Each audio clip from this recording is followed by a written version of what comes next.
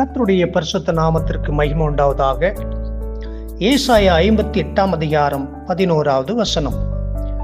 கர்த்தர் நித்தமும் உன்னை நடத்தி மகா வறட்சியான காலங்களில் உன் ஆத்துமாவை திருப்தியாக்கி உன் எலும்புகளை நினமுள்ளதாக்குவார்.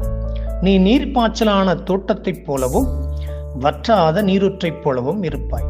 ஆம் தேவ பிள்ளைகளே, இதோ இந்த சத்தத்தை கேட்கிற இந்த வேளையிலே வறட்சியின் வாழ்க்கை நான் வாழ்ந்து கொண்டிருக்கிறேன். என் வாழ்நாள் முழுவதும் நான் வறட்சியை மாத்திரம் அனுபவித்துக் கொண்டிருக்கிறேன்.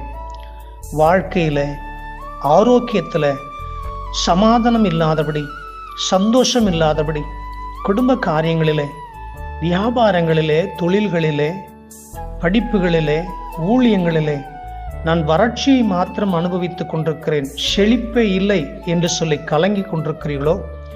உங்களை பார்த்துதான் ஆண்டவராகிய தேவன் சொல்லுகிறார், உங்கள் வாழ்நாளை நீர்ப்பாய்ச்சலான தோட்டத்தைப் போல வற்றாத நீரூற்றைப் போல செழிப்பாக மாற்றுவேன் என்று சொல்லி. ஆம் தேவ பிள்ளைகளே, இதுவரை நீங்கள் செழிப்பை பார்க்கவில்லையா?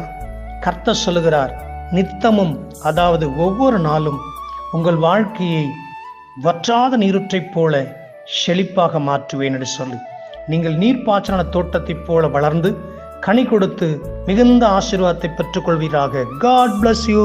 Amen.